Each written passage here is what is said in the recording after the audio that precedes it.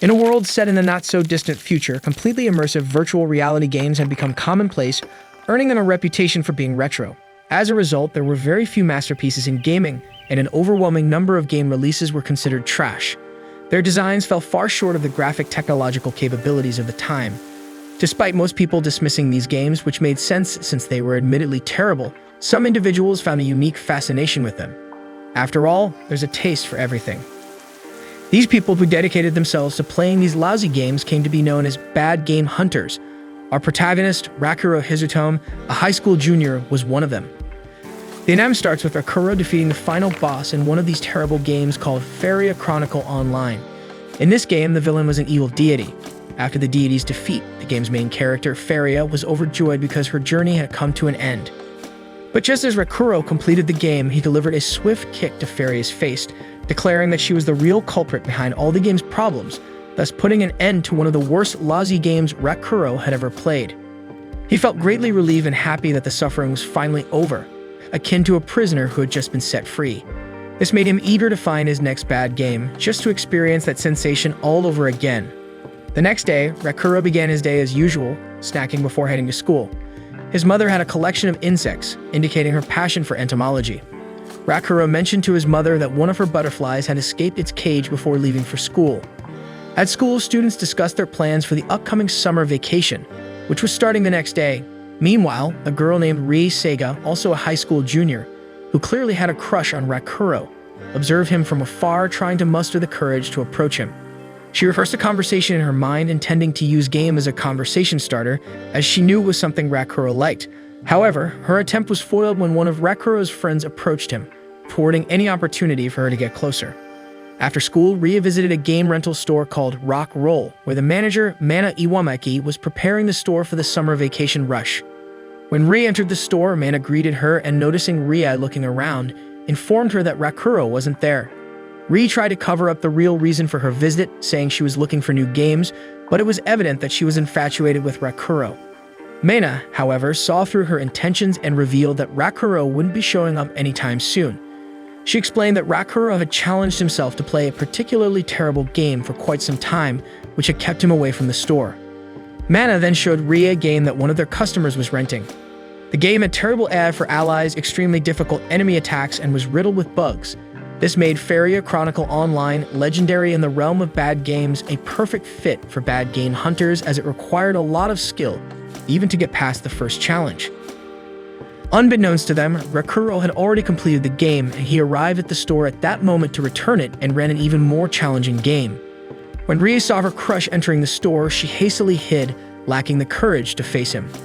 Rakuro excitedly began recounting his experience with Faria Chronicle Online to Mana, expressing how it was the ultimate terrible game. He explained that the protagonist, Faria, was incredibly annoying, causing all the problems in the game. She killed her group mates, irritated the villagers, and halted the journey whenever she got upset. To make things worse, she always blamed the final boss for everything, a character that Rakuro couldn't help but despise. The game even allowed players to take out their frustration by beating Faria for 3 minutes as a reward for defeating the final boss. Rakuro described how achieving this was a deeply purifying experience for him. While Rakuro enthusiastically spoke of how terrible the game was, Rai observed him from a distance. He mentioned that he had no idea how to find a game that surpassed the level of awfulness of that one. Mana then proposed something new. She told Rakuro about a new game in the store called Shangri-La Frontier, a game that was the complete opposite of terrible, widely regarded as a successful virtual reality game with over 30 million players.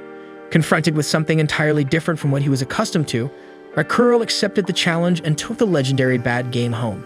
There, he did some research on this new game and found out that it had set a record for the highest number of simultaneous players. Rakuro then read the game's synopsis, learning that it was set in a world 1,000 years after a space colony had vanished during a journey through the universe, leaving behind a new human society where players lived freely with medieval technology. He reflected on how this world was much more intriguing than the one he had previously played. After finishing his canned drink, Rakuro finally installed the game on his computer, eager to start playing a genuinely good game after spending so much time on terrible ones. When he logged in, he began by creating his character, needing to choose a class, and was impressed by the sheer number of options the game offered. Rakuro ended up selecting a dual-wielding mercenary class, finding it flexible. Next, he chose his character's nativeness as a wanderer to gain bonuses to luck, which increased his critical hit rate and the chance to obtain items in the game. Lastly, he customized his character's appearance, once again amazed by the vast array of choices, from body type and race to even tiny details like adjusting the eyes and hair. However, he realized he was getting a bit too emotional being so accustomed to playing low-quality games. He decided to focus on creating his first detailed character instead. The final result wasn't all that rich in details, as Rakuro chose to leave his character almost entirely without clothing or accessories. This was because his gameplay style involved ignoring armor to sell his initial equipment for a better weapon. However, to avoid people recognizing his character as a nudist, he added the only available mask, resulting in a character with little clothing and a bird-like face. Another quirk of Rakuro was his habit of always naming his characters Sunraku, a fusion of his first and second names. Once everything was ready, he followed the game's instructions and lay down in a stable place. He skipped the prologue, eager to begin his first divine game. From the start, he was impressed by the game's level of detail, and the experience of moving within it felt almost lifelike. He started exploring by running and climbing trees, getting a better view of the in-game forest and being enchanted by the landscape. Next, he opened his map, surprised that he didn't start in a beginner tutorial city. He didn't know that choosing Wanderer as his nativeness would place him randomly as a beginner. However, since the initial map was straightforward, Rakuro easily located the nearest city called Firstia, located to the east. After orienting himself, Rakuro began walking towards the city, learning more about the game, such as his character's low defense due to the lack of armor or any protection on his body. Yet he decided to trust the luck bonus he had gained by choosing to be a wanderer. Right at that moment, Rakuro was attacked by a goblin, and it was time to use his two swords for the first time. He managed to defeat the creature with a single blow since it was a beginner-level enemy. This allowed Rakuro to level up and even acquire the goblin's axe. However, he had barely finished his first fight when he noticed another enemy approaching. Unlike the goblin, this was a much faster and more dangerous Vorpal rabbit, which almost dealt a fatal blow to Rakuro. Seconds after the first attack, it lunged again, but Rakuro blocked it with his swords and managed to land the first blow on the rabbit. However, it proved stronger than the goblin, being defeated only after Rakuro's second attack. Being a tougher enemy, his character gained 2 levels instead of just 1, but the rabbit didn't leave behind any weapons. Rakuro was disappointed because he had really wanted the rabbit's knife. The game then showed him that he could learn new abilities by using certain actions, which once again left Rakuro impressed by the game's quality. Realizing how effective defensive and dodging skills were even against higher-level enemies, he wished to try various combat styles. At that moment, Rakuro finally noticed that he hadn't encountered a single bug in the game so far, which was rare for him because in lousy games, there were bugs everywhere, such as things becoming invisible, the ability to pass through walls that shouldn't be passed through, and not being able to attack an enemy even when close to it. He was becoming increasingly enamored with this divine game and was determined to make the most of every minute he spent playing, all in the hopes of acquiring that Vorpal rabbit's knife. After a long time of playing and facing enemies in the forest, he gained new abilities and more experience points, reaching level 12 and becoming much more advanced than before. Moreover, he finally got the rabbit's knives he had desired after defeating 50 of them, concluding that it was indeed a rare enemy, as it didn't appear as frequently as he'd hoped, requiring a lot of gameplay to find all of them. Despite the effort, it was worth it because the 2 knives were better than the swords he had. So after allocating some points, Rakuro decided to move forward to find even stronger enemies since the area he was in was for beginners. However, when he opened the map, he realized he was much closer to the city of Secondale now than to Firstia, with only a bridge to cross to get there. As he reached the bridge, he encountered the first true adversary in the game, a giant snake blocking the bridge. It was necessary to defeat her to cross. Rakuro noticed that the game recommended facing the giant snake with a group of 3 people, which excited him even more as it made facing the enemy alone without using any defense even more challenging. He was truly enjoying getting to know the legendary game Shangri-La Fronty. Meanwhile, in Firstia, the starting city, all the players were impressed by someone's gear who clearly wasn't a beginner and had no reason to be there. However, that character was Ri, who had come to Firstia to find Rakuro because she knew he used the same character name in every game he played. But she was frustrated not to find him there, not understanding why since every beginner player went to that city. Back with Rakuro, he began to battle the voracious Cobra, first planning to discover her attacks and movements, thinking that by doing so, she would be an easy opponent to defeat, especially because he couldn't afford to take any damage as that snake would undoubtedly finish him off with a single strike.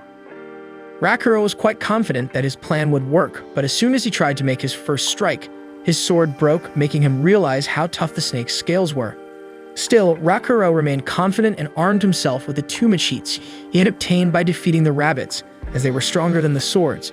He prepared to strike again, but the cobra was faster and hit him with a poisonous liquid that would cause damage every 10 seconds.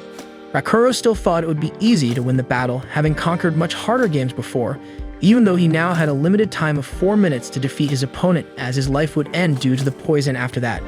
Rakuro believed he needed to find the cobra's weak point, but he had already noticed that in that game, nothing was random and critical hits were activated by landing an ideal blow or hitting the enemy's weak spot. He thought that being a snake covered in tough scales, her weak point should be the head, but Rakuro realized it was hard to hit it, leaving him with the option of creating a critical point. He struck a part of the cobra's body, creating a wound. With this, all he had to do was keep hitting that same spot to deal critical damage. However, even though his plan worked, the cobra had a lot of HP, and she managed to attack him, forcing Rakuro to dodge and stop his blows. In a matter of seconds, the cobra's wound healed, and Rakuro finally realized he had been overly confident just because he had cleared much lousier games, having acted arrogantly thinking he would defeat a strong opponent like her without taking any damage. The cobra managed to grab Rakuro by the mouth, but even though he knew he had underestimated that enemy, he wasn't willing to give up. Rakuro managed to free himself from the cobra's mouth and quickly struck her on the head. Then he sheathed one of his swords to hold her hair, and with his other hand, he launched another attack, finally defeating the boss of that area. With this, he reached level 14 and celebrated his victory, realizing that he had received snake scales and hair as a prize, which should be worth a decent amount of money. However, he received another dose of poison, finally remembering that he was still at risk of dying. Quickly, he allocated all the points he had earned in agility and energy to reach the city in time to buy an antidote. But he realized he didn't know where the shops were because he had never been to that city before. So it seemed less risky for him to look for respawn points, so that when he died, he would have the game saved. But Rakuro also didn't know where the respawn points were, meaning the situation was pretty dire for him. In the city, we see a couple talking. The girl, Mia, says she wants to tame a canine monster because she couldn't have pets in her apartment. But in this game, it was possible to train some critters. She asked for his help in doing so, calling the guy by his real name. He asked her to use his character's name, Reiji, within the game. He was super happy that after 3 months, he had convinced Mia, the girl he liked, to play that game, allowing him to demonstrate all his knowledge in that world. Suddenly, the two see a guy with a bird-like face running towards them in a panic. Mia thinks it's a monster and prepares to attack, but luckily, Reiji realizes that he has a character's name and explains that if she attacks, she'll become a player killer with a skull in front of her name, which Mia clearly didn't want to happen. Reiji deduces that Rakuro's desperation must be due to the snake's poison, so he shouts to him that the inn is in a white building right at the entrance of the city, where Rakuro can set his respawn point by lying in one of the beds there. Rakuro thanks him for the help and runs in the direction he pointed out, while Reiji explains to Mia that in the beginning, it's quite common for players to show up in the city desperate after being hit by the snake's poison. Reiji also understands that Rakuro sold his clothes and weapons to focus on agility, making Mia think he's very experienced. This makes Reiji quite happy and grateful to Rakuro for giving him the opportunity to show his knowledge to Mia. Meanwhile, in the inn, he finally arrives there and the attendant starts explaining how it works to rent a room. But Rakuro was desperate because his life would end at any moment, so he dismisses the explanations and quickly asks for a room, managing to reach the bed just in time as shortly after lying down, his HP reaches 0 and he receives the penalty for death. He disconnects from the game and thinks about how he narrowly avoided losing any items, realizing that he would have to thank Reiji for showing him where the inn was. Afterward, he walks through Secondale, this being his first city in the game. Rakuro then decides he needs a map, some recovery items, and new equipment, as he needs a more powerful main weapon to replace his starting dual swords. Suddenly, he realizes that all the players are staring at him, finding it strange to see a guy with a bird-like face who's practically half naked. This makes Rakuro think it might be a good idea to get some more appropriate clothing. So he goes to a store and buys the cheapest outfit there, made of mud toad skin, which is resistant to cuts. His goal wasn't defense, but rather to stop other players from staring at him as if he were weird. However, he doesn't buy the whole outfit, ignoring the mask that comes with it, as he already had his bird mask. Then he goes to the weapon shop to see what's available, hoping to get a high-quality weapon. But as he examines the catalog, he realizes that his Vorpal mesh sheets are much superior to all the weapons there. The store owner explains that the mesh sheets are rare items in the game, and if he wants something better, he'll have to craft it. Rakuro asks if the shop owner could make a weapon for him, and the guy responds that he would if Rakuro brought the necessary raw materials. So Rakuro goes to the Swamp of Difficulties to find ore, the material needed to make his weapon. But even after a while, Rakuro only manages to get 2 ores, finding more common rock than anything else, while he needed at least 6 of them to make his weapon. He still had to deal with all the swamp mud that made his movements very difficult, in addition to the heavy pickaxe he bought, which didn't help his situation at all. Suddenly, a seemingly harmless mud toad appears. So, Rakuro decides to leave the creature alone to save himself the trouble. However, the toad jumps, splattering mud all over him, testing his patience. Rakuro decides to attack the little monster and throws his pickaxe at it, knocking it down. Then he walks up to the creature, reflecting that, just like his leather outfit, which was made of mud toad skin and was resistant to blades, the toad must be as well. So he uses his axe for the first time, which he got from the goblin. But Rakuro becomes increasingly irritated due to the slowness of his steps caused by the mud hindering his character's movements. When Rakuro finally catches up to the toad, he hits it with his axe, easily defeating the monster. At this point, he sees 2 new characters in the game and thinks that with the summer vacation coming, many more players are likely to appear, which means that more players will soon be searching for materials. So Rakuro decides to continue mining to gather a good amount of raw materials before it becomes even harder to find ore with the increasing demand. After 3 hours, he manages to collect a substantial amount of ore.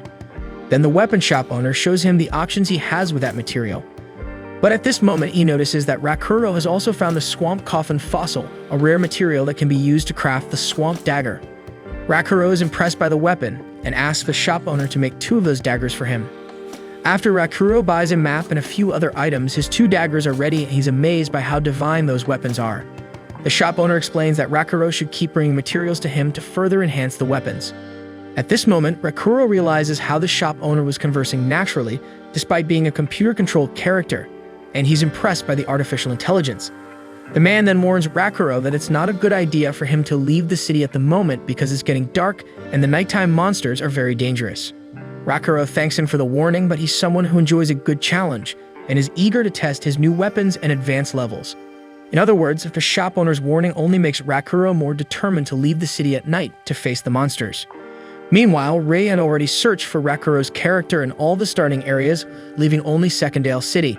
She faces the voracious Cobra and, being more advanced in the game, easily defeats her, thinking that only someone like Rakuro could manage to face such a tough opponent while still at the beginner level.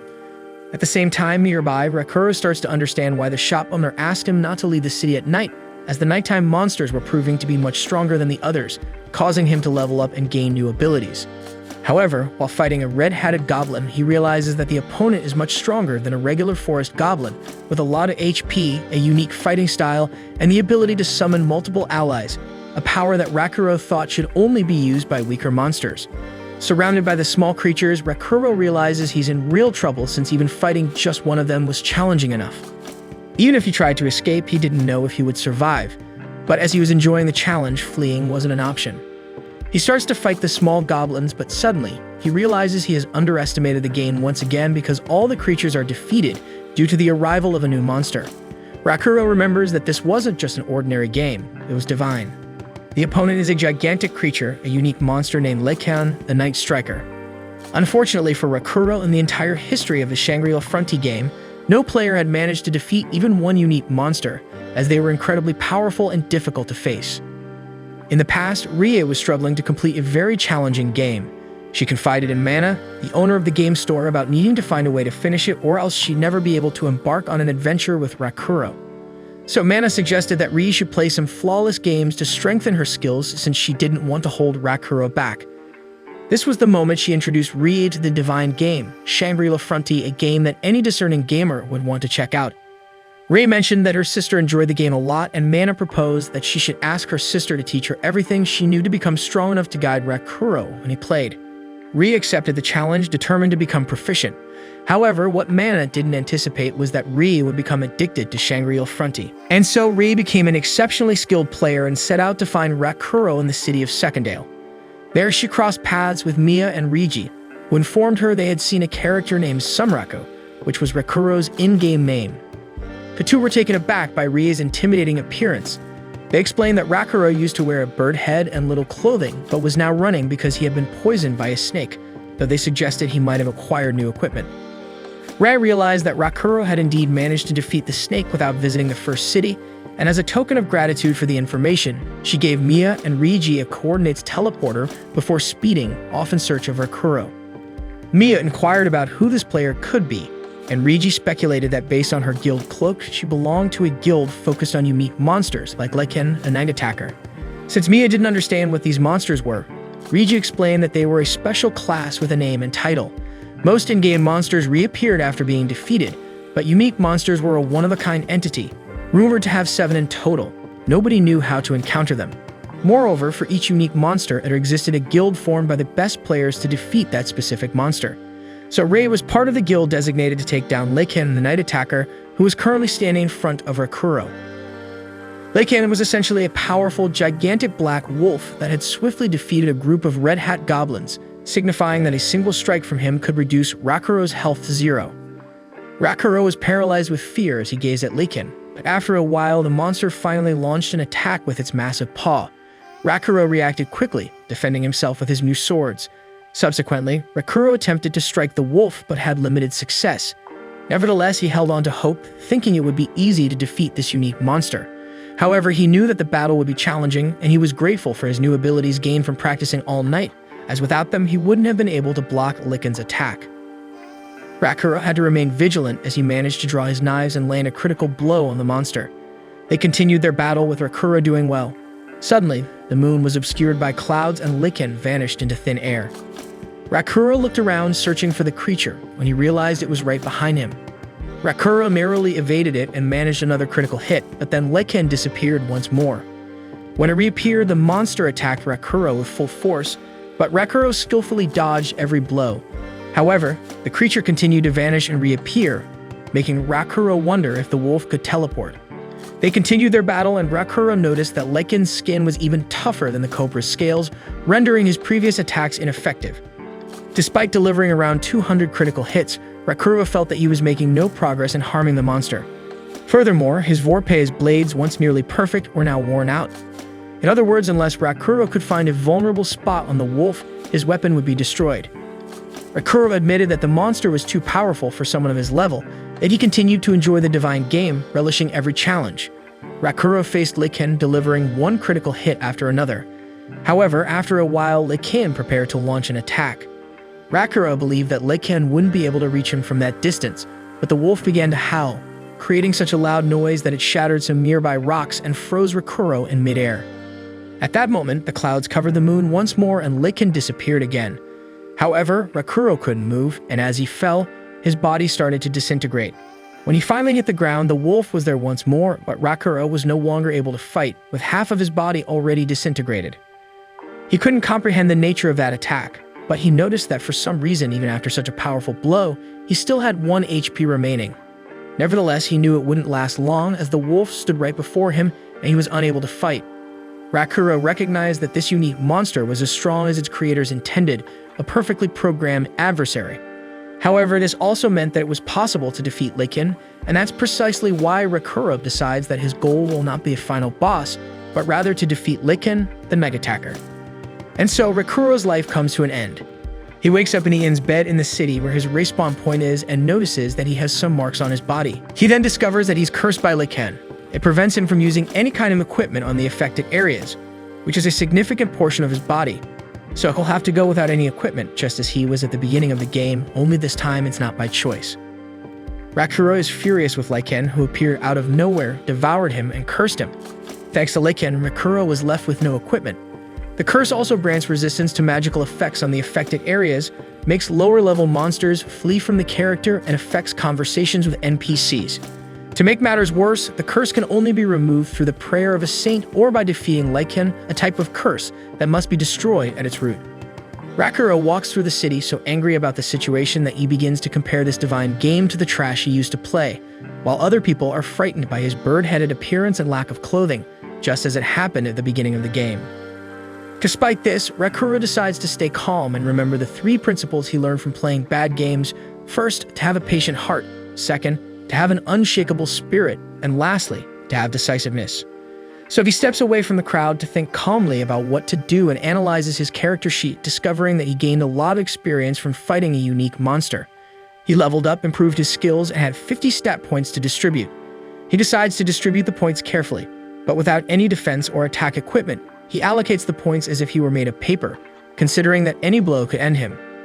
Therefore, he invests everything in speed and resistance, disregarding all other options. However, Rakuro's best stat is still his luck with 65 points, which is probably the reason he survived the unique monster's initial attack with just 1 HP. He thinks he's been through a lot and had enough bad luck, so he wishes to rely a bit on his luck. Suddenly, a rabbit jumps right on top of his head. Rakuro wonders if this is a Vorpal rabbit, but it's quite different from others, wearing little clothes and a top hat.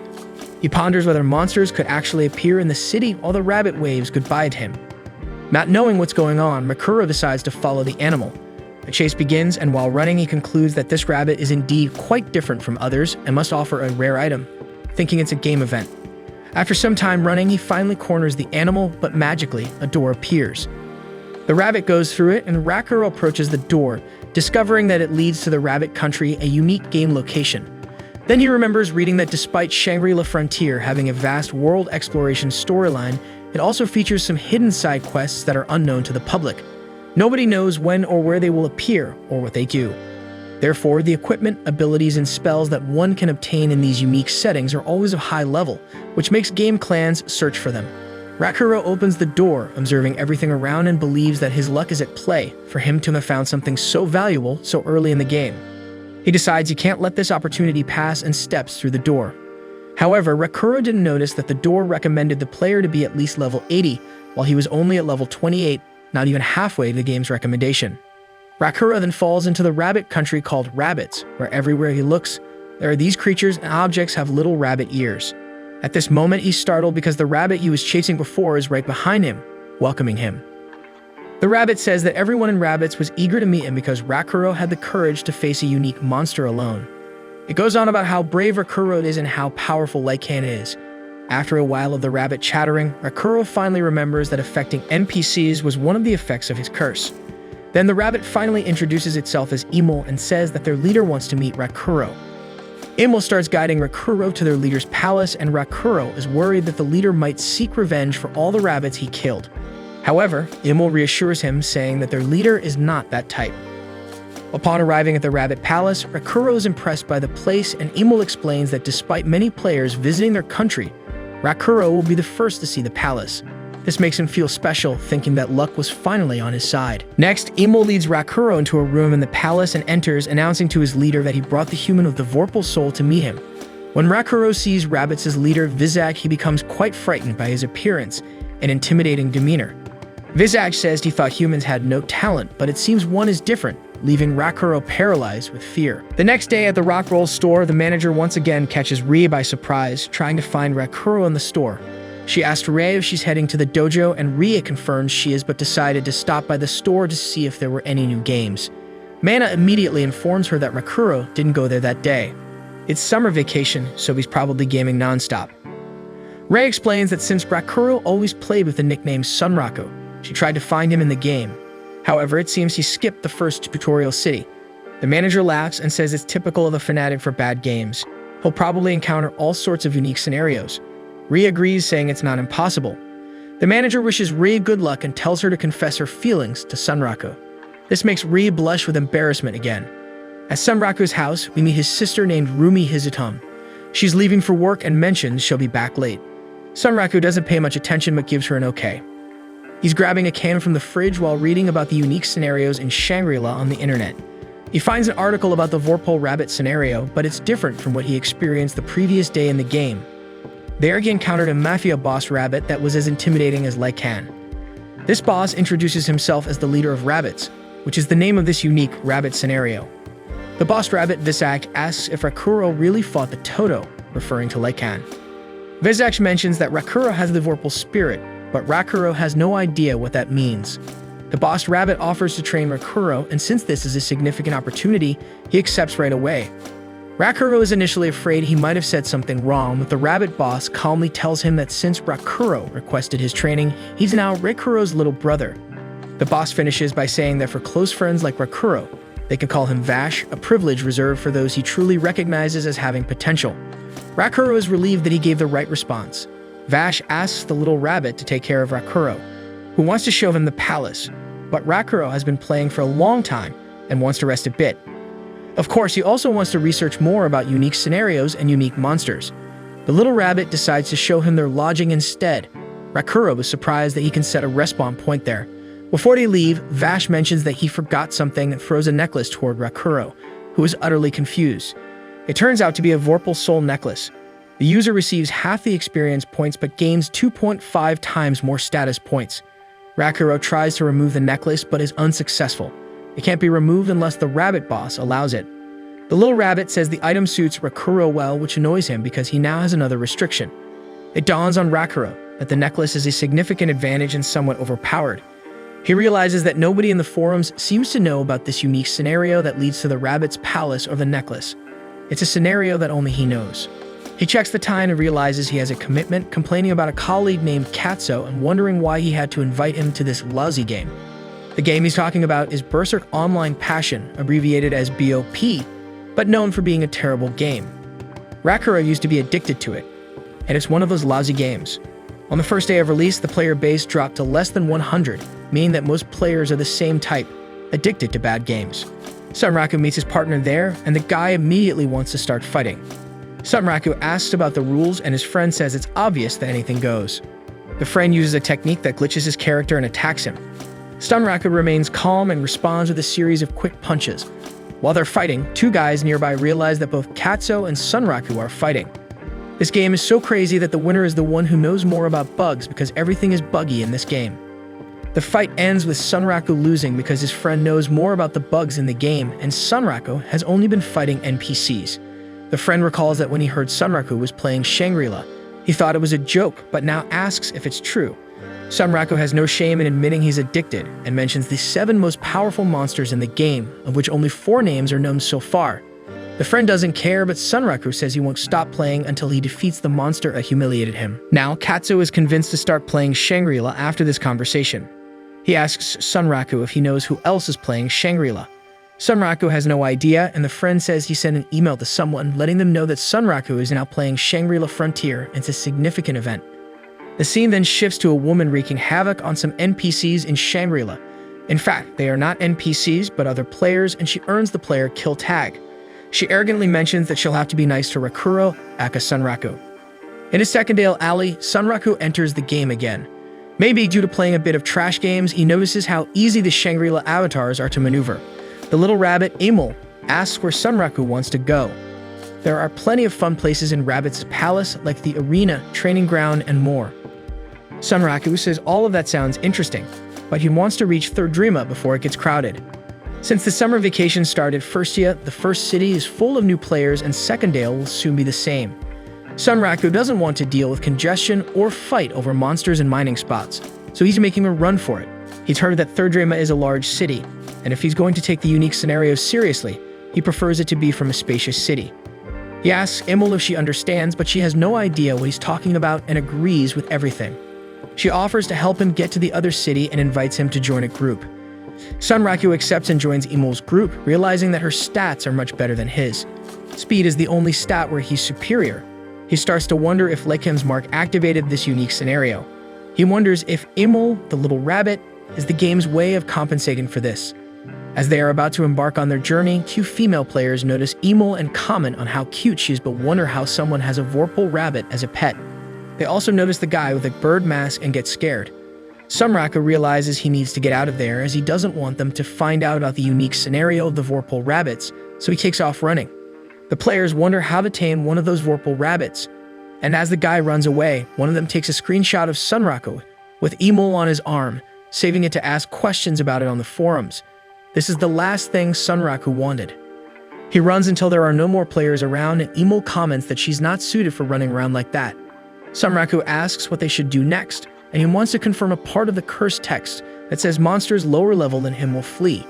At that moment, a bizarre goat-like monster comes charging at Sunraku, but when it sees the mark, it stops in its tracks, turns around and leaves. With his theory confirmed, Sunraku runs to ambush the monster and gain a bonus attack for inertia.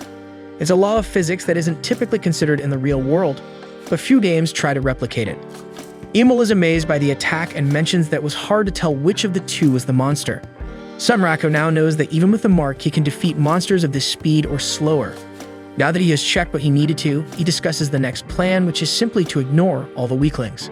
He'll head straight for the area boss, and that's it.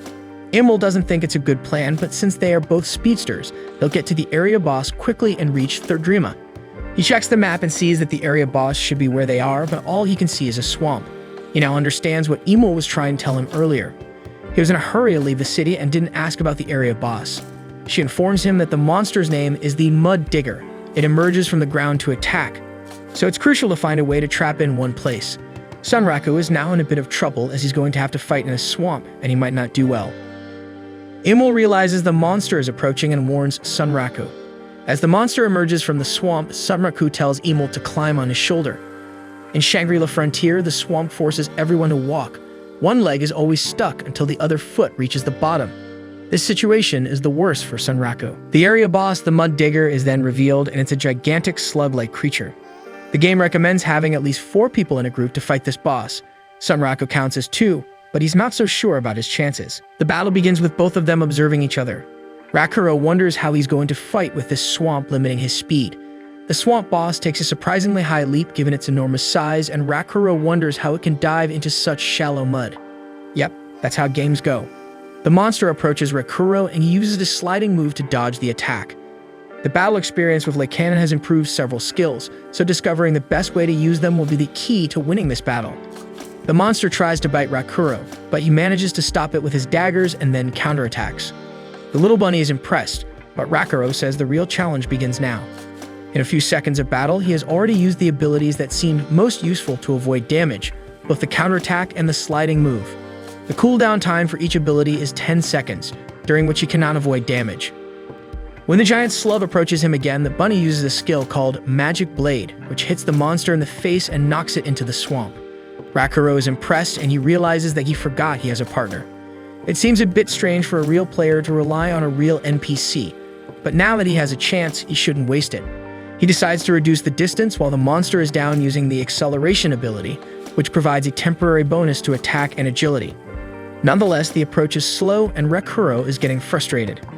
The giant slug gets up and attacks again, while Rakuro launches an attack called Spiral Blade. This immobilizes the monster for a while, allowing him to get close and use the Blade Climb, which is used for climbing tall walls, but in this case, he uses it on the monster. When he reaches the top of the slug, he suggests to Imul for an explosion, and the bunny agrees. Meanwhile, Rakuro tries to balance himself on the monster's nose while it attempts to eat him. When it's about to happen, Rakuro says it's too late as 10 seconds have passed. He uses the counterattack again, and then the bunny uses the Magic Blade enhanced by addition. With this, the giant slug is eliminated and falls back into the swamp. Rakuro and Imul also fall into the swamp, and the bunny gets upset because his clothes got dirty. Rakuro wonders where the giant slug has gone, and that's when the trembling begins. He feels like something is sucking his feet and he can't move. Quickly, Rakuro grabs Imul and throws him away to save his friend. The monster attacks him from below and throws him into the air. Rakuro thought it would be an instant death, but he barely takes any damage. It's then explained that the Mud Digger is a quadruped monster like a mole with a shark's head and catfish whiskers. Its most notable feature is a special attack activated when its HP reaches a certain point. It dives deep into the ground, causing the swamp to vibrate and immobilizing players in place. Then it randomly throws someone into the air with its nose. If a player challenges it alone, they'll be constantly hit while in the swamp and lose all their HP due to the fall damage. That's why it's also known as the Soil Killer. Rakuro imagines that whoever designed this boss surely has a complicated personality. He wonders what to do, considering magic items, but he quickly realizes it won't work. He's in big trouble, and he's never been able to get used to deaths by falling in virtual reality games. As he's about to fall, Imul runs towards him and tells him to show his Vorpal spirit. In that moment, Imul manages to reach him just as he's about to hit the ground, and he uses a magical scroll to teleport them. Rakuro is teleported above the giant slug's head, and in this world of Shangri-La, there's an attack skill called the Meteor Drop, which uses the energy of the fall.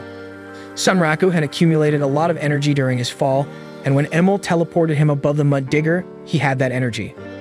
So what would typically be a fall that results in a player's elimination is recklessly rebranded as a risky attack.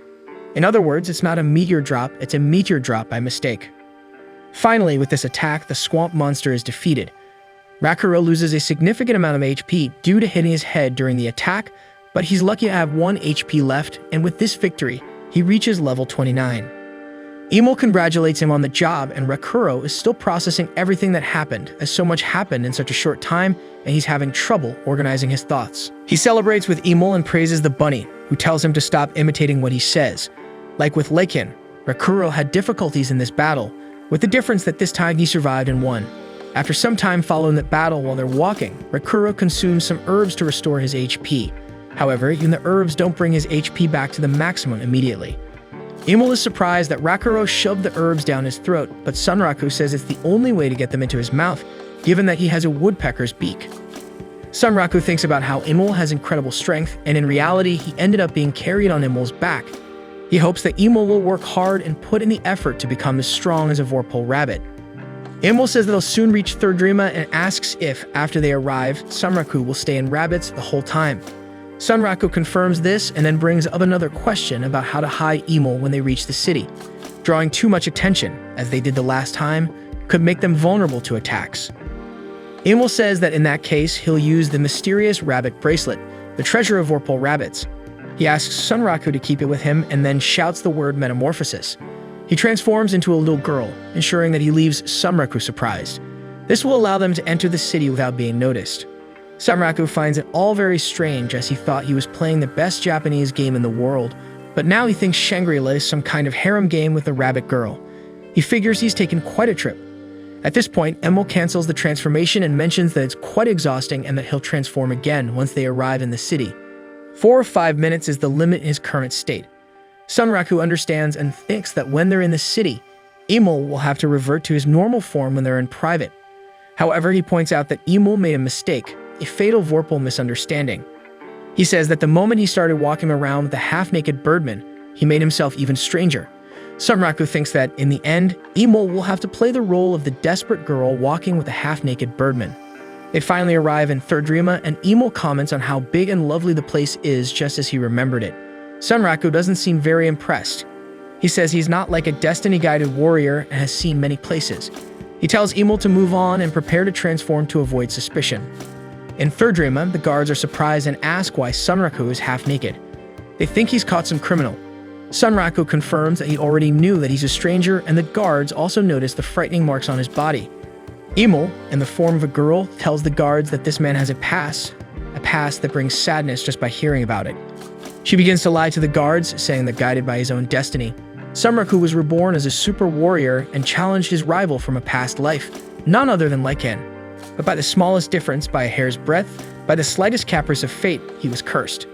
Sunraku wonders where she got all this story, but Emil continues with the lie, stating that, unable to escape destiny, Sunraku was forced to go with the flow of fate. A lonely warrior wandering on a journey to remove the curse that's been plaguing him. That's Lord Sunraku. She keeps spinning the lies until the guards finally understand. It's rare to see a half-naked pioneer, but it's not unheard of. They allow them to pass. At this moment, Sunraku notices 2 guys in the corner, and he wonders it's just his imagination, as he usually stands out. Emil calls him to move on, and suddenly, a girl grabs Sunraku's hand, claiming to know him. He's completely puzzled and asks her who she is. We're then taken back a few hours to when Sunraku had encountered 2 girls in Secondale who started asking a lot of questions, and he ended up fleeing from them. One of them managed to take a screenshot of Sunraku with Emil and posted it on forums, asking how to form an alliance with a talking rabbit like Sunraku did. Thanks to this, many players learned about Sunraku's existence and started asking how and when monsters could talk. This screenshot reached the girl who confronted Sunraku a few hours later. When she saw the post, she was hurt since she believed that you could only have dogs and cats as partners. She wondered if it was cheating, but she knew the game didn't tolerate any cheating. Various players who saw the screenshot wondered about the tattoos and mentioned that they didn't recall seeing a full-body design like that in the character creator. Then a player commented on the post, saying that the tattoos were a curse, a sign that you've been recognized by Leikin, the Emperor of the Night. Leikin is a random encounter, so it's not uncommon to hear about newcomers encountering him. But the players wondered how Sunraku ended up with a curse, and one player named Orsalot commented that they could eliminate Sunraku until he spilled the beans about everything. Orsalot is from the Ashura Kai clan, a clan that eliminates characters.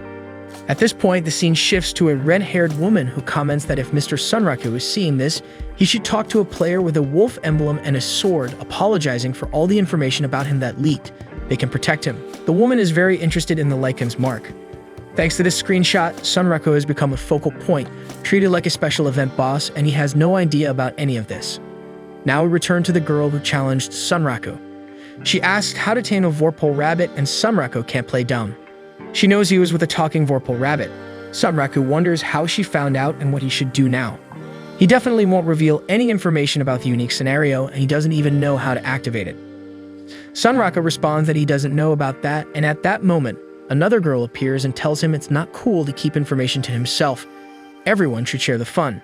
Sunraku recognizes the player and immediately draws his daggers, calling her the Pencil Warrior. She corrects him, saying that in Shangri-La, she's known as Arthur Pencilgun. She's a level 99 player with a red skull next to her name, indicating she's a player killer. It turns out that Arthur Pencilgun, the Warrior of the Pencil, is friends with Sunraku and other bad games. To talk about her, we need to discuss a certain lousy game known as Unite Rounds. In this game, there's a shop where two looters are taking a bunch of stuff, and at the exit, they decide to split up. But at that moment, the player Sunraku appears, praising them for their work in obtaining the items but stating that he's going to take everything. Players claim that this is a post-apocalyptic looting game. Originally, it simulated a kingdom on the brink of collapse, with players taking on the roles of knights protecting people from attacking monsters in a cooperative MMO. Due to the overly complicated and poorly designed system, item drop rates were abysmally low, leading to a shortage of serious players. Even the beginner quest, gathering medicinal herbs, required 12 hours of searching the open fields to complete. And of course, finding higher grade items was even more challenging. So what did the players decide to do? The answer is simple: steal what they needed. Instead of spending hours on a quest, players thought they should just attack an NPC shop or steal from players who had already done so. In this, Unite Rounds hit the mark.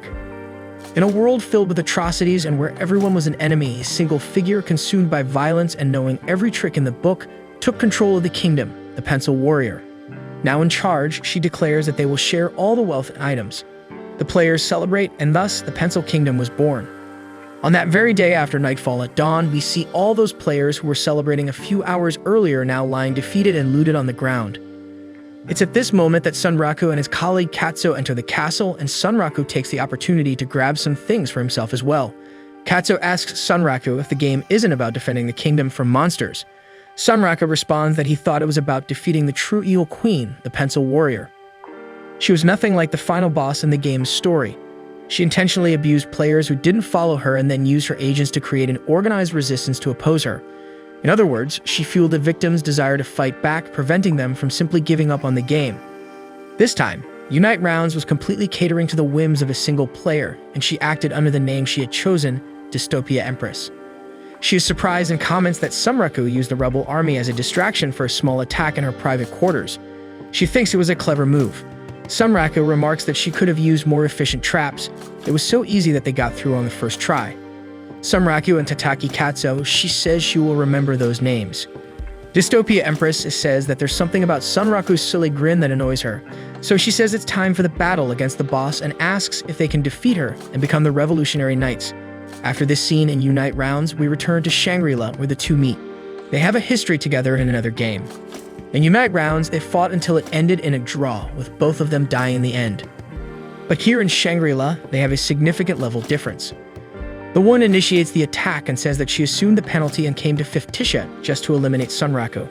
She then launches an attack with 3 knives, but Sunraku manages to dodge 2 of them and defends against the other with his daggers. He suspects that these knives have a poison attribute. Pencil then asks Sunraku what level he is, knowing that he recently defeated the Mud Digger and assuming he must be around level 30. She mentions his remarkable dodging ability because it's a divine game, and to him, all of his movements are smooth. The girl who challenged Sunraku before Pencilgun arrived recognizes Pencilgun with surprise. She says that Pencilgun is the second in command of the Ashura Kai, a player-killing clan that eliminates other players. She wonders if Pencilgun is the infamous giant killing. Sunraku doesn't know the term and asks what it means. Pencilgun explains that it focuses on ambushing high-level players, which is why she earned the nickname Giant Killing. After these acts of hers, the developers made some adjustments to the game, making it much more challenging to ambush players. Sunraku takes the opportunity to make a joke, recalling that in Unite Rounds in that dystopia, he was the giant who ended up dead. He tells her not to confuse her size with the weight of her crimes. She laughs, saying that for a bird brain, he uses some complicated words. While attacking him, she tells him not to bring up that subject in this game. Sunraku counters her attack, asserting that he has a bird's head but not a bird's brain. Pencil then explains that she didn't come just for personal reasons. The leader of her clan, Ashura Kai, asked her to deliver a message. The message is that Sunraku must publish information about the unique scenario or walk around with a target on his back until he does. Sunraku realizes he's being threatened and thinks that this clan leader is an idiot. He runs toward the city gate, using some evasive abilities. Nevertheless, he wonders what to do as there's a significant difference in equipment and levels between them.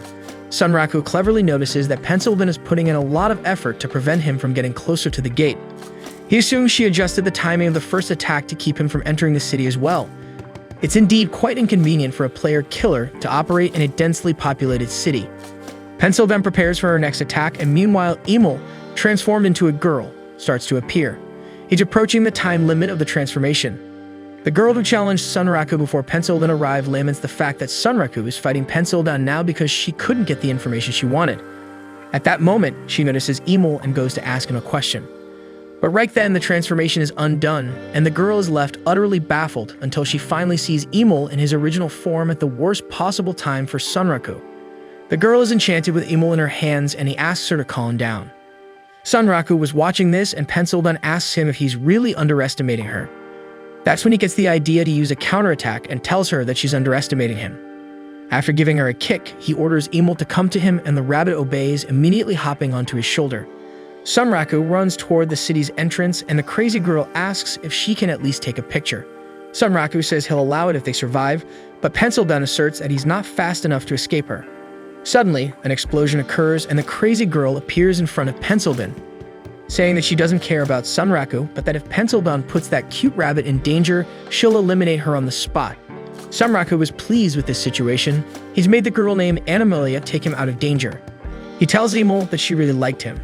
Now all they need to do is enter the city and use the teleportation portal to rabbits. It's unlikely anyone will discover Sunraku, but at this moment he stops everything and the scene shifts to Pencildan, who says that she's just the messenger. However, she didn't come alone. She then shows 4 other player kill clan members, all beneath her in terms of level and equipment. Pencildan is happy that now she can fight the zoo director, who leads the Sval Zoo clan, a group that documents monsters without interest in other players. Meanwhile, Sunraku is dealing with the 4 player killers, battling them head-on and saying they only surpass him in terms of level, equipment, and status. Animalia casts a super powerful and potent curse on Pencildan, but she absorbs the attack and reflects it back at the animal girl. Animalia has high status, particularly HP, but she uses many debuffs to help record monster videos. Animalia asks how Pencildan managed to reflect all her curses. Pencil explains that there was a PK shaman who wouldn't leave her alone, so she knows how complicated curses can be. That's why she carries a punishment straw doll that reflects all curses back to their caster. This time, Animalia had no luck. We return to Sunraku's fight, and he's thinking about his best target being the guy who thinks he's weak. With a slow weapon like a longsword, he doesn't even need to use skills to dodge those attacks.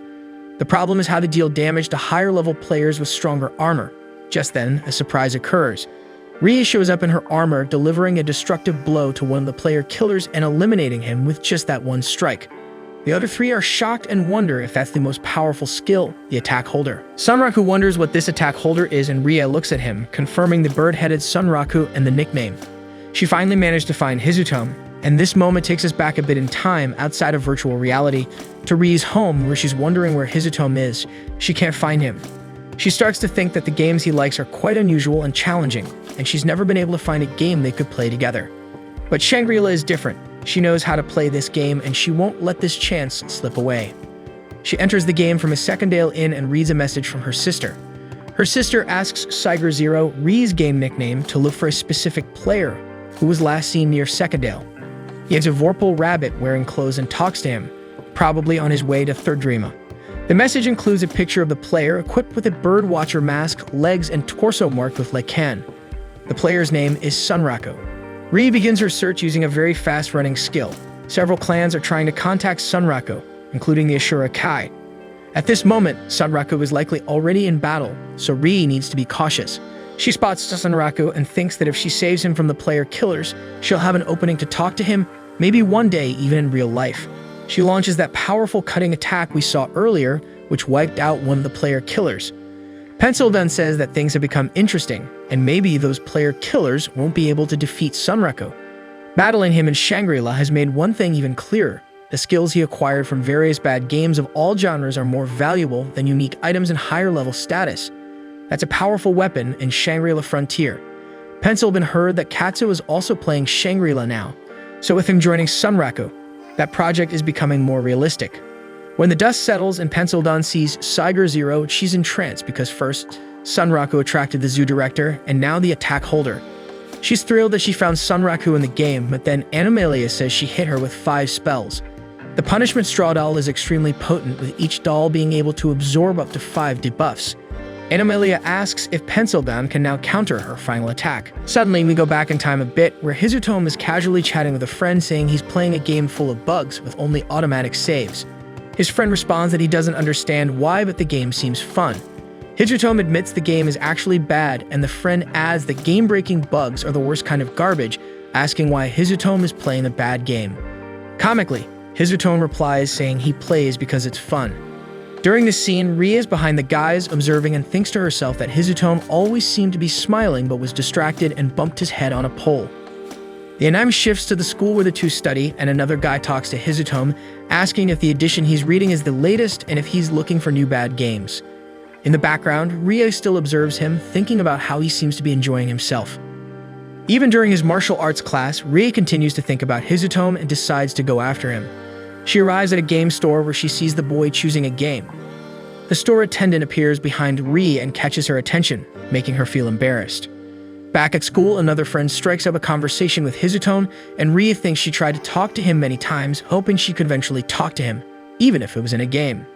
PvP returns to the scene, and Sunraku is surrounded by various enemies, only concerned with dodging their attacks.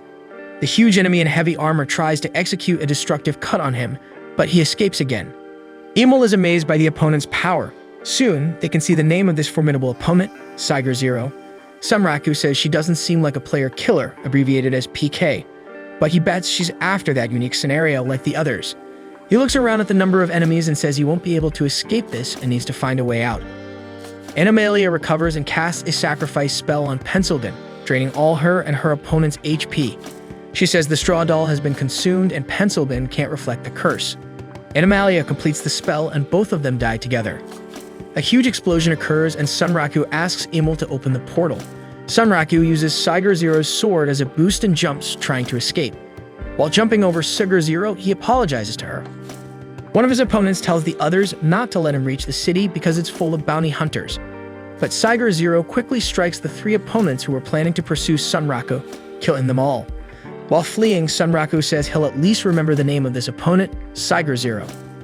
One of the remaining players says that Saiger Zero is causing trouble and shouldn't underestimate Ashura Kai, but Saiger Zero doesn't care about what he said. She's just happy that Sunraku spoke to her, even if it was just an apology. The remaining players find her distracted behavior strange and see an opportunity to attack her because her guard is down. One of them attacks and says that killing her will level him up in Ashura Kai. Saiger Zero destroys the enemy with just 1 blow, cutting him in half. She says that if it weren't for them, Sunraku could have talked to her more. The rest of the enemies try to flee, but Saiger Zero wants to vent her anger on them, so she kills the 2 remaining ones. Sunraku and Emil enter the portal and celebrate their escape. Sunraku says his pursuers can't follow him to rabbits. For a moment, he feels relieved to have escaped, mentioning that the battle was scary and recalling that he didn't have enough mana during the fight. Emil says she used all her mana in her transformation. Sunraku says they would have had big problems if they couldn't leave Third Rima.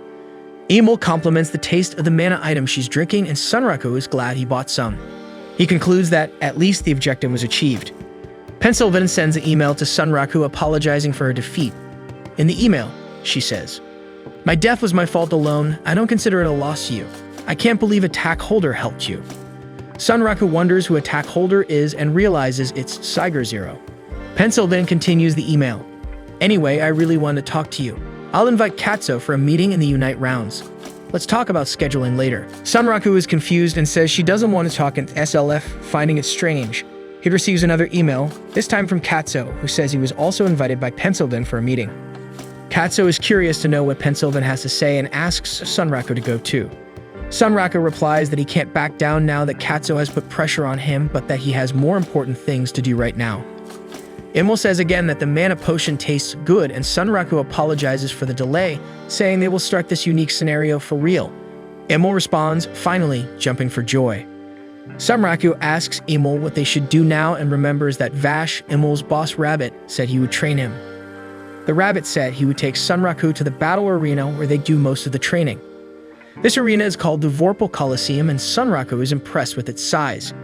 Imul says that her boss wants Sunraku to fight against 10 monsters in the arena using only Vorpal weapons.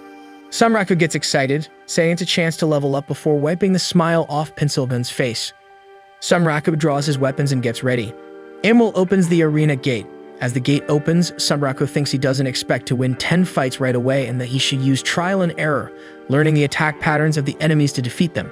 Before he finishes the thought, the gate opens completely and the first opponents emerge, the pack dogs. The arena's voice explains that these dogs always appear in groups of 5 or more, and their average level is 65.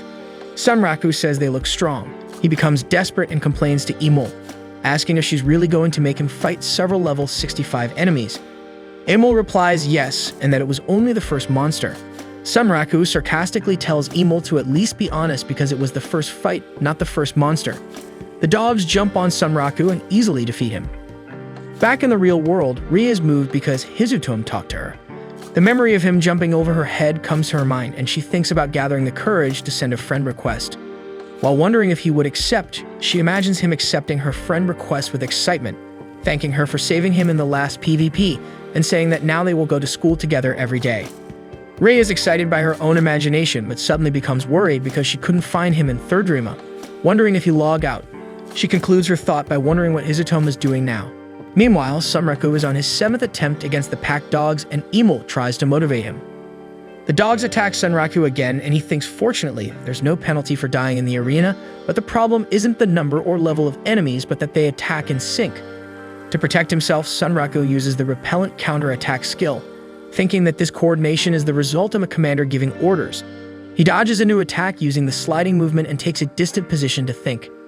He realizes one of the dogs always stays at a safe distance and never attacks, only howling. Realizing that this dog is the commander, Sunraku attacks using the spiral blade, injuring the dog, which runs away, but soon the other dogs run to protect it.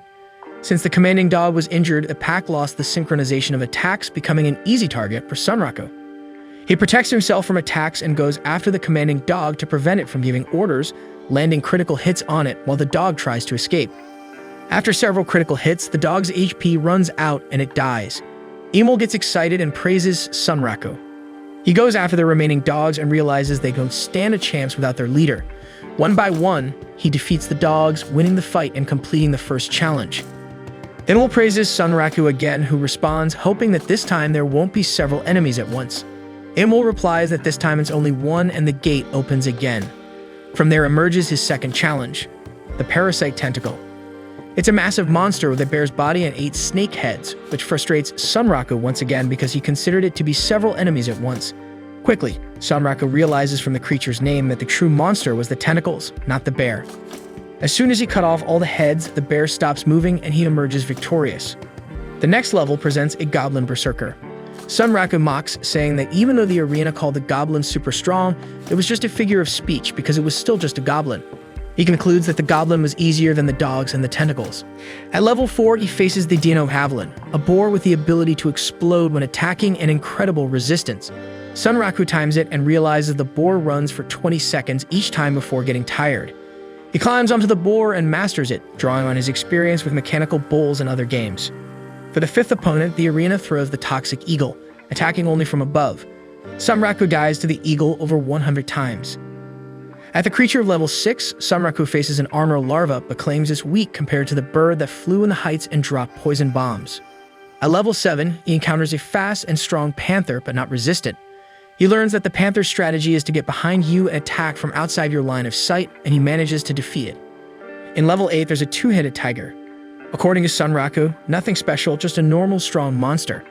At level 9, he confronts a giant metal golem. Sunraku starts explaining in a complicated way how he defeated the enemy, using difficult terms like point A and point B, but soon gives up on sounding intellectual, stating that it's boring and admits that he just dodged, removed the golem's armor, attacked, and won. Excited and confident, Sunraku cheers, claiming there's only one level left. After defeating the last opponent, he levels up to 31 and complains, saying he only went up 2 levels. He ironically thanks the Vorpal Soul Collar, as it cuts his earned XP in half. Tired and stumbling, Imul asks Sunraku to rest for the next battle, but Sunraku insists and decides to continue fighting. Out of nowhere, Vash appears and asks if Sunraku managed to defeat the 9th enemy, saying it was perfect timing. Sunraku and Imul are surprised by the arrival of the rabbit boss. Sunraku wonders why he won at the right moment and thinks that defeating the 9th monster activated the poison. Vash says he thought of making the 10th challenge a monster he captured himself, but had to go a bit further. He throws a huge cloak with a creature inside. The cloak is closed by chains and some seals. Vash snaps his fingers, and the seals open, dropping the chains and revealing the monster. Sunraku wonders if it's a human or a wizard. Vash explains that a long time ago, an idiot tried to merge with a tree to gain more life, and he doubts that Sunraku can defeat the monster the way it is now, so he chooses a different victory criterion. Sunraku asks what it is, and Vash replies, "Survive for 5 minutes." The arena's voice announces that the monster of the 10th challenge is called the Convicted Wood Mage, and the victory condition has been updated. A countdown appears. Sunraku concludes it's a battle of endurance, and as he starts to say it's just a matter of running away, the monster attacks and nearly hits him. Sunraku asks if there was any attack movement because he didn't even see where the blow came from. The Wood Mage attacks several times, and Sunraku manages to dodge everything, but with difficulty. Vash states he's a fan of Sunraku's confidence but wishes he showed more courage. Sunraku replies that he understands and that maybe these 5 minutes will be quite long, making Vash smile. The narrator informs that out of more than 30 million SLF players, Sunraku is the first to fight this monster, but it will take a while for people to know. The monster's plaque appears again, revealing that the Wood Mage is level 120. The Wood Mage attacks Sunraku numerous times, forcing him to dodge each blow with great difficulty. After dodging several times, he makes a swift attack under the enemy's wooden tentacles, managing to hit his body with the sword. Sunraku's hit seems to have no effect on the mage, and he wonders what this opponent is made of as he didn't seem affected by the attack. The Wood Mage throws his chains at Sunraku, who moves away and begins to dodge the opponent's attacks again. Sunraku wonders if physical attacks work against the mage while continuously evading the attacks. Imul blows a trumpet to signal that a minute has passed, leaving 4 in total. Vash encourages Sunraku in his fight, asking him to show his Vorpal Soul. Impressed by the opponent, Sunraku continues to dodge his attacks while trying to formulate a strategy in his head. He realizes that the mage uses root spears almost without moving and chains that seem to affect his status if they touch him. The two abilities of the mage pursue Sunraku as if it were their natural right to catch him, and he knows he must dodge the attacks at all costs. For a moment, Sunraku manages to free himself from the mage's tentacles and approaches him, but the wooden monster uses his staff for the first time, invoking an unknown magic apparently made of electricity, making Sunraku recoil again. Before Sunraku could reflect on the enemy's new ability, he uses his staff again and releases fireballs at the protagonist, causing a huge explosion where he was. With great effort, Sunraku makes a huge leap and escapes the explosion. He notices that the more time passes, the more the opponent changes the type of attack, and he sees that the fight is programmed to increase in difficulty as time passes. He continues to dodge the relentless attacks of the Wood Mage. The roots and chains increase in quantity, and the spells cover an ever larger area. Suffocated, Sunraku realizes that if he allows the opponent's strength to increase over time, it will be his end before the 4 minutes remaining in the fight. The mage uses the staff for a new magic, and Sunraku thinks he would have a better chance against Leican. Now the Wood Mage throws ice stones at Sunraku, who has increasingly more difficulty dodging all the attacks he suffers. Sunraku begins to think that he has no chance, that he is very tired and cannot create a fighting strategy because he is spending all his energy just dodging the opponent's spells. Exhausted, he considers taking some glucose and trying again, knowing that there is no punishment if he dies. But soon he scolds himself for having a loser mentality, wondering when he became so weak. Even so, fatigue and the strength of the enemy make him question himself, remembering how many times he died to the pack dogs in the first challenge. Moreover, he remembered how Imul had to save him against the Mud Digger because he gave up in the middle of the fight. But while dodging a new attack, he forces himself to return to the fight, stating that before he realizes it, he will find a shortcut to reach the enemy. Using the swords as momentum, he climbs one of the Wood Mage's roots and begins to think that these horrible games he plays have turned his brain into garbage. He says that an overdose of bad games is not good, and that he needs to balance it with a divine game. He advances along the mage's route, dodging and deflecting his attacks.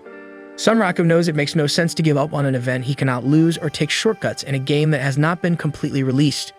He jumps and attacks the mage again.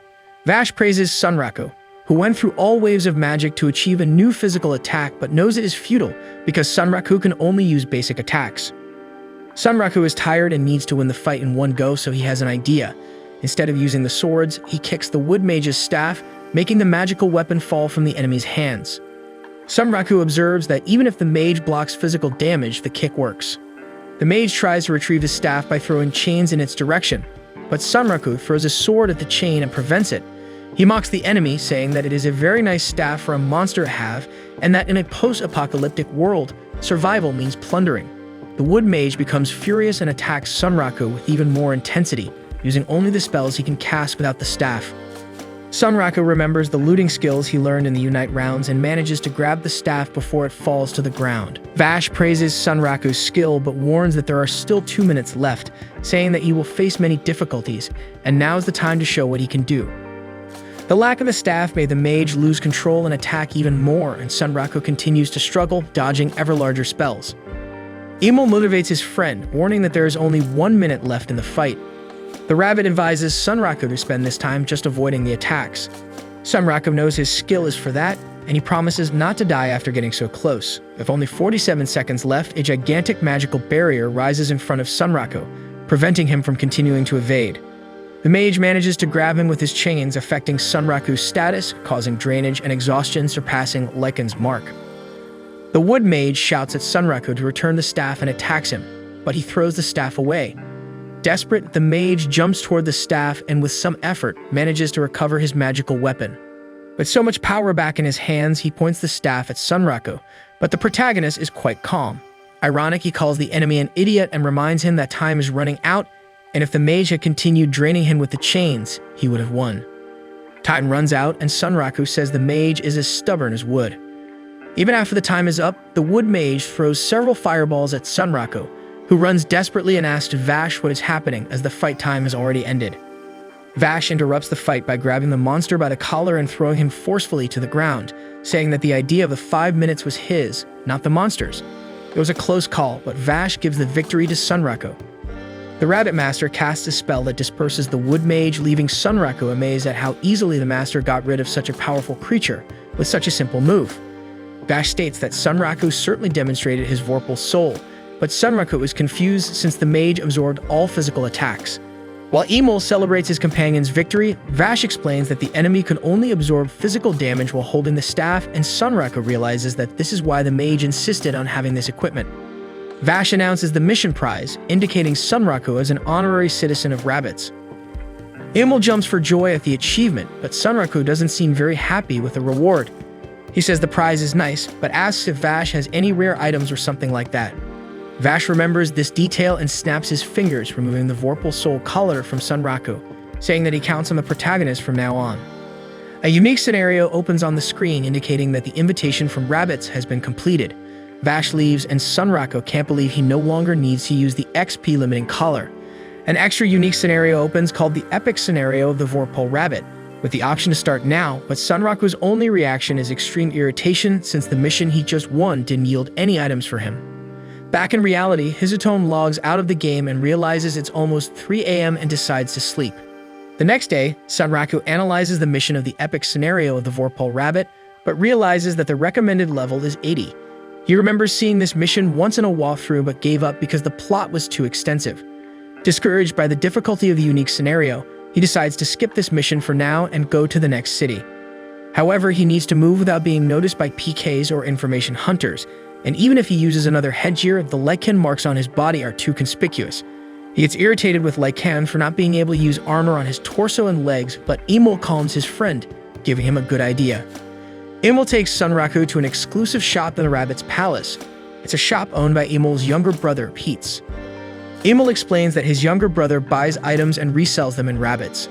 Pete's adds that he can also be found in other cities, but he rarely leaves Rabbits because he has to transform into a human to do so. When telling his situation, he calls Sunraku Mr. Bird, the Night Emperor's darling. Sunraku explains that he is not a bird and is just wearing a mask. Then he removes the mask, and Emil is completely surprised, thinking that Sunraku had a reason not to remove the mask, but he responds that of course he can remove it. Emil asks his brother if he has any special fabric to sell, and the youngest brother takes out a fabric he said he had difficulty finding a buyer for because it seemed too simple to have such a high price. In the next scene, Sunraku buys a map of the area around Thirdrima, wearing a ridiculous fabric, and the attendant holds back laughter. After the purchase already in the middle of the street, Sunraku can't stand it and complains to Emil, who is in his human form. Sunraku shouts that he understands that the fabric covers the lichen marks, but that it didn't have to be so ridiculous. Emil tries to calm Sunraku because the shouting could attract people's attention, and Sunraku grumbles that this outfit was already drawing everyone's attention. Emil asks Sunraku to endure just until they leave the city, and the friend understands and calms down. The two continue their journey, and Sunraku says he has the map and the recovery items he needed, but Emil spends too much MP in his human form. While he spoke, Emil was drinking an item as if it were a Coke in the desert, and Sunraku comments that he needs to reach the next region soon before he runs out of items. They open the map and choose a path to follow from 3 options. The prismatic forest cave on the way to Forfolkshire, a labyrinth of caves where flowers of all colors bloom. The caldera lake of the fall of civilization, a crater of an ancient volcano where water accumulated until it became a lake. The iron ruins of the divine on the way to Sixenveld. These ruins got their name from the various iron plates they had. Sunraku gets excited to choose which path to take, giving a speech about this being a war game where you decide which group to play with, which to explore, and which to suck up to, and that this was an extremely complex decision. Emil interrupts and recommends the Caldera Lake, but Sunraku gets irritated for losing his romantic reasoning. Excited, he announces that they should go through the prismatic forest cave first and asks Emil if he wants to understand the reasoning behind this decision. Emil continues to drink the item and completely ignores his companion. As if he had been answered, Sunraku continues his even more animated thoughts, declaring that first, the area they had to avoid at all costs is clearly the iron ruin of the divines, as the place may attract someone with the promise of scientific prizes, but it is a trap. He embellishes his speech even more, saying that science means civilization, the wisdom of centuries. While Sunraku is distracted giving his speech, Emil sees someone familiar approaching and warns his companion. Next, the two realize that Siger Zero was observing all their movements. In the course of the night, an unknown coastline presents the wreckage of a ship accompanied by another boat next to it, stranded on the shore, leading to a meeting. Inside, Orsalot, the leader of the Ashura Kai clan, is introduced, complaining that his other members have tarnished the institution's name. Some of them justify themselves, saying they didn't expect the attack holder to appear in the middle of the battle where they were defeated. Orsalot responds that it was a unique scenario, where they should expect the best players to join the group and help in the fight. Pencil then asks if, since the scenario was so complicated, why Orsalot himself didn't appear to help, but he claims he doesn't have time for such things, causing the woman to shrug. Analyzing the enemies, he comments that the rabbit, Emil, is something unique, and they are dealing with a newcomer who doesn't know the system. Therefore, the clan should threaten this rival and make him speak at all costs. Pencil then replies that she has no problem with pet rabbits, but questions whether, as members of the Ashura Kai, they shouldn't deal with that first. Silence fills the room, and the clan members look at each other undecided until Orsalot retorts that unique monsters were not made to be defeated, and at the moment, they are the only ones who know the conditions for that thing to appear. The encounter alone already guaranteed experience for the clan, so the strategy was to use that experience to increase the group's combat power. One member observes that they gain nothing by fighting that thing, while another comments that fighting seriously against that would only be a waste of good items. Pencil then loses patience, calling the clan useless and leaving the meeting, infuriating Orsalot. Outside, she reflects alone that the Ashura Kai used to attract everyone's hatred, and the clan's philosophy was to ride on the hate, but since an update made killing other players risky, the clan started avoiding danger, leaving them weak enough not to want to face that. She laments that she has to risk her neck for a simple NPC, but intends to bet everything on her attempt to bury that. Throughout all this time, she was referring to Weatherman, the guardian of Tumpa, one of the 7 most powerful. Finally, she looks up the moon and asks Set to watch her. Back in Rabbits, Sunraku decides that he will go to the prismatic forest cave first with Emil. While boasting about his reasoning and romanticizing his own thoughts, Emil senses a strange presence and turns to the corner, noticing the presence of Siger Zero. Desperate, Sunraku shivers and faces a creepy atmosphere, looking in terror at the attack holder, thinking that the giant had returned to avenge the beating he took from Sunraku, the time they met on a battlefield. On that occasion, the Birdman had used the attack holder as leverage to escape the fight and safely reach Rabbits. Afraid of revenge, he pulls Emil by the arm and runs away. Meanwhile, the Ashura Kai was in the city, searching for the protagonist. One member asks for any sign of the Birdman, while the other replies that no, he must have gone to another area. Suddenly, Sunraku and Emil pass by screaming and running over the bridge where they were. The gang members don't immediately realize that these are their targets, but after noticing the player's name above their heads, they finally locate the enemy, and the gang goes after them, with Cyber Zero also chasing the protagonists right behind. Sunraku and Emil flee over the rooftops of the city, causing a real commotion and drawing the attention of the entire population of rabbits, watching the situation as if it were a sports event. One of the Ashura Kai members assumes that Sunraku is heading to the Iron Ruins, and they decide to set up an ambush for him. During the escape, Emil warns that they are going to the ruins, not the prismatic forest cave as they had agreed, but the Birdman replies that it's a bluff to attract their pursuers. Along the way, the plan is to pass through an alley and divert the path to the Iron Ruins, thus misleading their enemies who will be waiting for them at the wrong gate. Soon the mission comes into play and the Ashura Kai realizes that Sunraku is taking too long to reach the ambush, so they decide to go to the gate leading to the ruins. However, Sunraku was hidden in the middle of the ambush, camouflaged on a street clovis line, and manages to outsmart the opposing clan. Convinced, he brags to Emil, explaining with authority that he learned from Pencildown that to deceive someone, you need to invent a lie that seems true and a truth that seems like a lie. He was already sure he had escaped, but at the door to the ruins, Cyber Zero appears behind him. He and Emil are startled, and Sunraku wonders if that huge and intimidating gentleman is another game-addicted brainless guy. They get tense when she raises her hand, but she was actually sending a friend request. Embarrassed, Cyber Zero mumbles that she would like to be friends with them, but Sunraku can't hear what was said. However, he perceives by the voice that Attack Holder was actually a woman all this time. The game's narrator explains that the friendship system is proof of close bonds within the game, and a friend request is the expression of the intention to build that kind of relationship. However, Sunraku is not convinced of the simplicity of that girl's action. He questions why she sent a friend request and suspects it's an attempt to lower his guard, but realizes that she could have cut him in half if she wanted to. Still in his paranoia, he thinks maybe she wants to build a friendship relationship to spy on him, making him willingly give information about the scenario to her. Meanwhile, the girl remains anxious, waiting for her suitor's response and barely holding back her embarrassment. Convinced of the deception before his eyes, Sunraku tries to decipher her in his mind, analyzing that she was observant enough to discover his bluff and where they were going, but accepts Cyber Zero's friend request. In his mind, he thinks he's getting into the Attack Holder's mind by acting the way she wants, believing that it will make him play her game and still come out victorious. The girl can't believe she finally got what she wanted, noting that in reality she found him by chance and not with a well-thought-out strategy as he was thinking. Then she humbly offers to help the group. Unsure, Sunraku still thinks the girl is plotting something against him and claims that he doesn't like to win games through brute force, so he refuses her help. She thinks she went too far and apologizes for her behavior, but Sunraku reciprocates, apologizing for using her as a pawn. The protagonist says goodbye and leaves, but finds it strange how easily he got rid of a supposed enemy. Emil comments that the girl seems very strong, and Sunraku replies that she seems 5 times more powerful than him. But the rabbit asserts that his friend will still evolve a lot with a Vorpal soul. The boy agrees, even without knowing what that means, and thinks about asking Lycan. While the two continue their journey, Cyber Zero realizes that Emil doesn't have a player name in his head, so he must be an NPC. She regrets that shame has paralyzed her in the conversation with Hizutome, but is glad that she managed to become friends with him in the game. In the meantime, the Ashura Kai had already realized they had been deceived and arrived at the gate to the ruins, but noticed that the Attack Holder was planted there and fled. Thus, the protagonists are free to continue their journey. Far from the city, they are relieved to be able to relax, and Sunraku takes off his ridiculous clothes, while Emil returns to his original form. Emil is excited that the place is lit despite being a cave. Then, Sunraku notices the shiny moss all over the walls of the place. About to reach their destination, Sunraku reflects on how he has had various experiences when exiting some tunnels.